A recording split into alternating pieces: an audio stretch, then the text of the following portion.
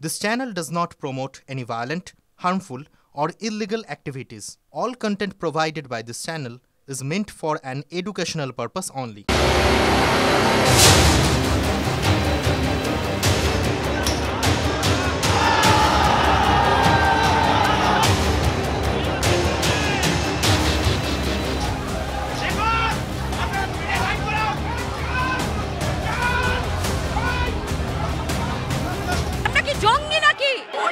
Teacher মেরে দিক চালাচ্ছে কেন?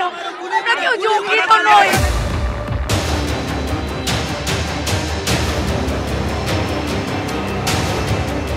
এখন 500 টাকার যোগ্য নয়, এরা মাত্র 2 টাকার যোগ্য, 5 টাকার যোগ্য।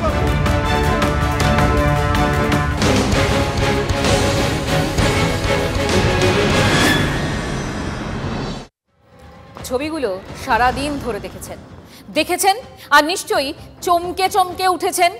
চাকরি হারা শিক্ষকদের ফেলে পেটালো পুলিশ। লজ্জার ছবি, লজ্জায় মুখ ঢাকার ছবি।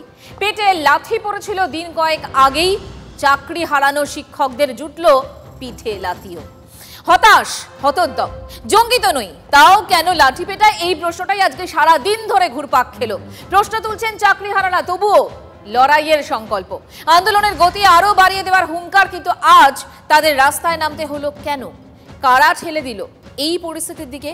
এ রাজ্যে 26,000 শিক্ষক ও শিক্ষাকর্মী আর তাদের দুর্ভাগা পরিবার হন্যে হয়ে এই প্রশ্নের উত্তরটাই তো খুঁজছেন, আমরাও খুঁজছি। এই আলোড়নের মাঝেই শিক্ষকদের অভাবে শিক্ষাক্ষেত্রের আধারটা আড়াল করা যাচ্ছে কি? উত্তর খুঁজবো আবারও আমরা TV9 স্পেশালে। আজকের স্পেশাল চাকরি চুরির গাঁট, শিক্ষা চৌপাট। আপনাদের সঙ্গে আমি মঞ্জিরা।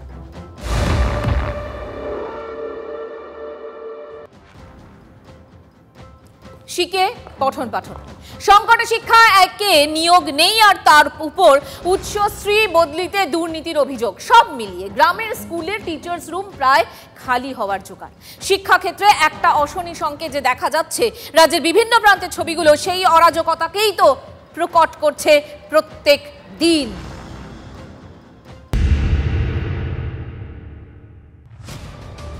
সুন্দরবনের বাসন্তীর এই স্কুল 75% পড়ুয়াই সংখ্যালঘু, 3000-এর উপর পড়ুয়া। স্কুলের শিক্ষকের আকাল ছিলই, তার মধ্যেই চাকরিহারা হয়েছেন 6 জন।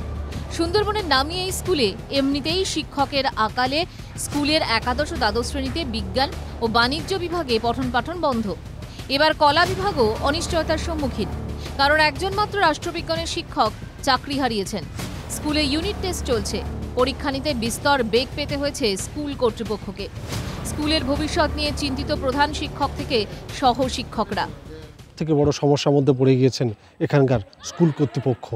এমনিতেই এই স্কুলে শুরু হয়েছে ইউনিট টেস্ট, কিভাবে পঠন পাঠন এবং পরীক্ষা তারা সামলাবেন তা নিয়ে তারা এখন ভেবে কুল কিনারা খুঁজে পাচ্ছেন না। পিছিয়ে পড়া এমন একটা জায়গা যেখানে ছাত্রছাত্রীদের পড়াশোনা করার মূল জায়গায় কিন্তু বিদ্যালয়, কারণ এখানে সেইভাবে প্রাইভেট টিউশন বলুন বা অন্যান্য বিরাট সুযোগ সুবিধা এরা পায় না, স্কুলের ওপরে নির্ভরশীল। এই সমস্যা কবে মিটবে জানি না। ছাত্রী শুধু নয়, এদের পরিবার এবং সর্বোপরি আমরা শিক্ষককুল একটা বিরাট অনিশ্চয়তার মধ্যে রয়েছে। ছাত্রছাত্রীরা ভীষণভাবে ক্ষতিগ্রস্ত হচ্ছে। এমনিতেই গ্রামের দিকে স্কুলের শিক্ষক শিক্ষিকা অত্যন্ত কম, তার মধ্যে এরকম একটা পরিস্থিতি। আমি একান্তভাবে চাইছি যে এই পরিস্থিতির একটা সমাধান খুব শীঘ্রই হোক। হুগলির খানাকুলের এই স্কুল একমাত্র শিক্ষকের ভরসায় চলতেন, সেখানেই বিধি বাম। তার চাকরিও চলে গিয়েছে সুপ্রিম কোর্টের রায়। ভবিষ্যৎ নিয়ে অনিশ্চয়তা, তবুও ছাত্রছাত্রীদের কথা ভেবে স্কুলে আসছেন, পরীক্ষা নিচ্ছেন। টিম করে জ্বলছেন একমাত্র শিক্ষাকর্মী। স্কুল খোলা রাখাই এখন চ্যালেঞ্জ। এই স্কুলকে আদৌ থাকবে না উঠে যাবে, এটাই প্রশ্ন। এই রকমই কিন্তু দিকে দিকে কিন্তু স্কুলের অবস্থা বেহাল হয়ে পড়েছে। আমি আবার চলে যাচ্ছি এখন, এবার ছেলেগুলোর ভবিষ্যৎ কি হবে সেটাই আমার তো খারাপ লাগছেই খুব।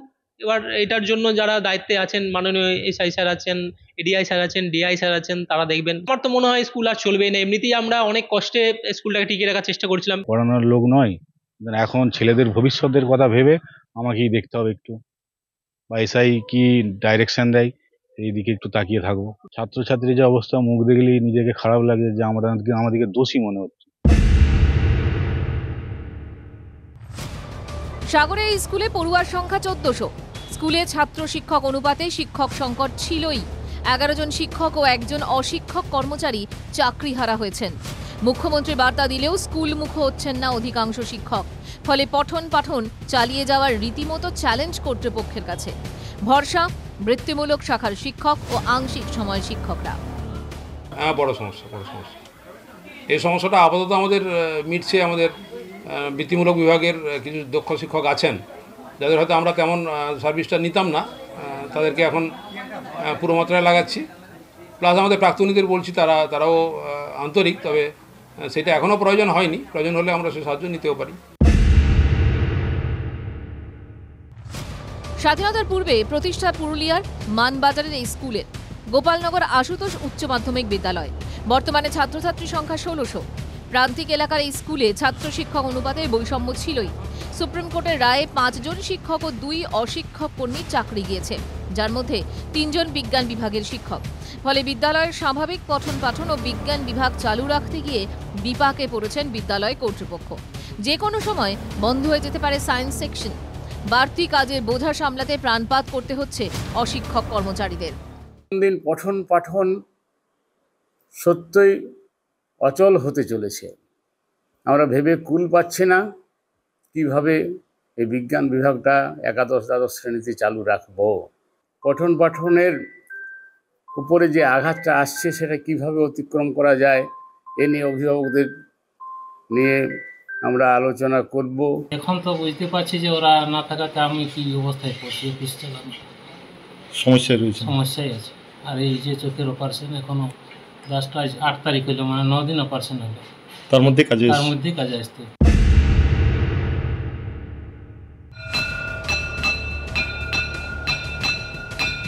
বাগদার এই স্কুলে 1100 ছাত্রী, 3 জন পার্শ্ব শিক্ষক সহ 29 জন শিক্ষিকা ছিল। 4 শিক্ষিকার চাকরি গিয়েছে, তার মধ্যে রয়েছে অঙ্ক ভৌত বিজ্ঞানের শিক্ষিকা। এই 4 জনের চাকরি চলে যাওয়ায় বিজ্ঞান বিভাগের পরীক্ষার খাতা কারা দেখবেন? পরীক্ষার পরে বিজ্ঞান বিভাগের ক্লাস করাবে কারা? তা নিয়ে চিন্তায় ঘুম উড়েছে ভারপ্রাপ্ত প্রধান শিক্ষিকার। ওরকম আর কি চলছে আর কি পরীক্ষাটা, কিন্তু পরীক্ষার পরে আমি কি করে চলবো আমার মাথায় এখন এটাই সবচেয়ে বড় চিন্তা।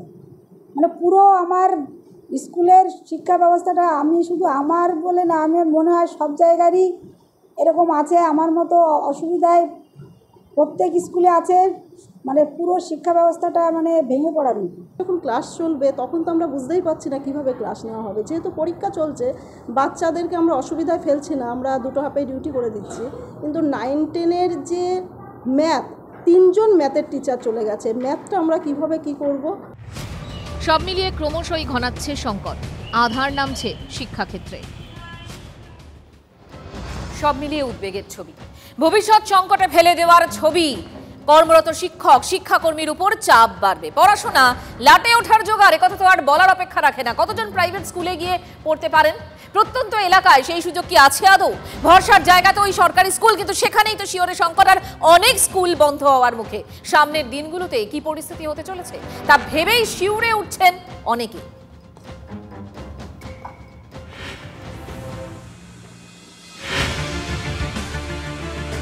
স্কুলে মোট পড়ুয়ার সংখ্যা মাত্র 7। একজন শিক্ষক ও একজন শিক্ষাকর্মী দিয়ে দীর্ঘদিন ধরেই এভাবেই চলছিল স্কুলটি। সম্প্রতি ওই শিক্ষক প্রয়াত হয়েছেন। শীর্ষ আদালতের নির্দেশে একমাত্র স্কুল কর্মীর নাম বাতিলের তালিকায়।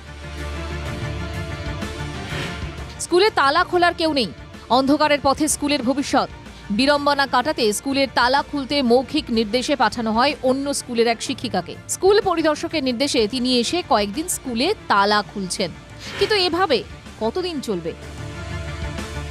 আমি তো এই স্কুলের নই, মানে আমাকে টেম্পোরারি পাঠানো হয়েছিল, কিন্তু এখন এই স্কুলের বর্তমান পার্মানেন্ট কিন্তু আর কেউ থাকলো না, না মানে কোনো গ্রুপ ডিস্টার্ব, না কোনো টিচার। ছাত্র সংখ্যাও এরকম, মানে স্কুলের খুব অচল অবস্থা তৈরি হয়েছে।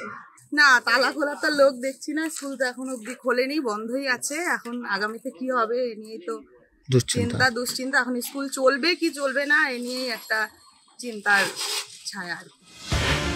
সুপ্রিম নির্দেশে ধূপগুড়ি হাই স্কুল ও বানারহাট হাই স্কুল মিলে এই 2 স্কুল থেকে চাকরি খুইয়েছেন 20 জন শিক্ষক ও শিক্ষাকর্মী। পঠন পাঠন চালাতে গিয়ে সমস্যায় পড়েছে স্কুল কর্তৃপক্ষ।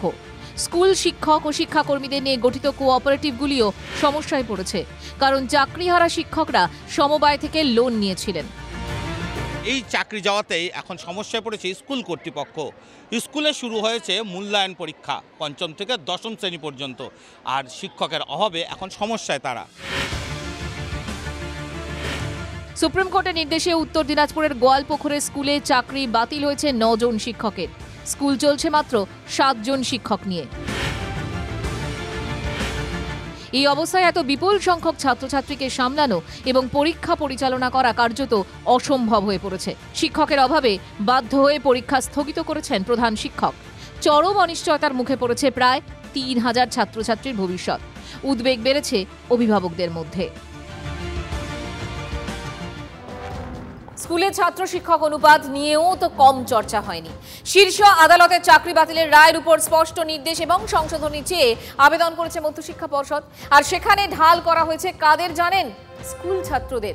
স্কুল চলবে না এই যুক্তিতে যোগ্যদের আপাতত চাকরিতে রেখে দেওয়ার সওয়াল করা হয়েছে। বর্তমান শিক্ষাবর্ষ বা নতুন নিয়োগ পর্যন্ত যোগ্যদের বহাল রাখার আর্জি জানানো হয়েছে। আর এই সওয়াল করতে গিয়ে পর্ষদ লিখেছে যে রাষ্ট্রীয় মাধ্যমিক শিক্ষা অভিযানের নীতি অনুযায়ী কি লিখেছে দেখাই আপনাদের। ছাত্র শিক্ষক অনুপাতটা 30:1 হওয়া উচিত, আর এই মুহূর্তে রাজ্যে ছাত্র শিক্ষক অনুপাতটা রয়েছে 52:1। আর এই রায় কার্যকর হলে ছাত্র শিক্ষক অনুপাত কত হবে? 58:1। অন্যদিকে রাজ্যে প্রায় 9500 স্কুল, তাতে 78.6 লক্ষ ছাত্রছাত্রী পড়ে। মোট পড়ুয়ার 88% কোথায় পড়ে? সরকারি স্কুলে পড়ে। কার্যত এ যেন নিজের অসহায়তা তুলে ধরা, তাই নয় কি? প্রশ্ন উঠছে, রাষ্ট্রীয় মাধ্যমিক শিক্ষা অভিযানের নীতির কথা এতদিনে মনে পড়ছে কেন পর্ষদের? নাকি বিপাকে পড়তেই ভিন্ন সুর? ছাত্রীদের পড়াশোনা কিভাবে, পঠন পাঠন পরীক্ষা কিভাবে চলবে, এই জায়গাগুলো কিন্তু একটা করে দিন পার হয়ে যাওয়া মানে কিন্তু গভীরতা, যে সংকটের গভীরতা বেড়ে যাওয়া, এটা শুধু স্পর্শকাতর বিষয়, অত্যন্ত সিরিয়াস বিষয়, এবং এটা সরকারের উপযুক্ত তৎপরতার সাথে বিষয়টাকে ডিল করা উচিত। কারণ দীর্ঘ সুনামির মতন বিষয় শিক্ষাক্ষেত্রে ঘটেছে। ফলে এখন কাজটা মানে হচ্ছে উদ্ধার কাজ, কি করে এই ছাত্রছাত্রীদেরকে পড়াশোনার জায়গাটায় আমরা উদ্ধার করতে পারি। ওরা এই বিপদের মধ্যে পড়েছে। এক কথায় শিক্ষা আইসিইউতে। শিক্ষক সংকট ছিলই, যা এক লহমায় বাড়িয়ে দিয়েছে প্রায় 26,000 চাকরি বাতিলের নির্দেশ। ফল ভুগছে স্কুলগুলো, বাচ্চা ছেলে মেয়েগুলো। আজ তারাই পথে প্রতিবাদ জানাতে নেমে পেটে লাথি পিঠে লাঠি খেলেন তাদের কথা যারা ভাবছেন সেই শিক্ষকরা। কলকাতা থেকে জেলা একটাই দৃশ্য। নভেম্বর 2022 চাকরি চেয়ে পুলিশ কর্মীর কামড় খেয়েছিলেন টেট উত্তীর্ণ চাকরি প্রার্থী অরুণিমা পাল। নিয়োগ দুর্নীতির প্রতিবাদে আন্দোলন মোকাবিলায় কলকাতার বুকে নজিরবিহীন অভিযোগ উঠেছিল কলকাতা পুলিশের বিরুদ্ধে। কামড়, চিমটি থেকে ঘুষি, আন্দোলনকারীদের দমাতে কোনো কিছুই বাদ যায়নি। চাকরি হারিয়ে এবার পথে চাকরিহারা শিক্ষক শিক্ষিকারা। প্রতিবাদ জানাতে গিয়ে পেটে লাথি আর পিঠে লাঠি মারার অভিযোগ উঠল পুলিশের বিরুদ্ধে।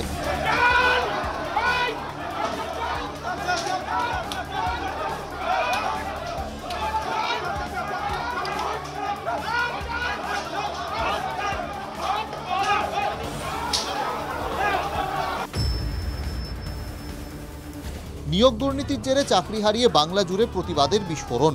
কলকাতা থেকে জেলা, দিকে দিকে তুমুল বিক্ষোভ। কসবায় চাকরিহারাদের ডিআই অফিস অভিযানে ধুমধুমার কাণ্ড। ইট দিয়ে গেটের তালা ভেঙে ডিআই অফিসে চাকরিহারারা।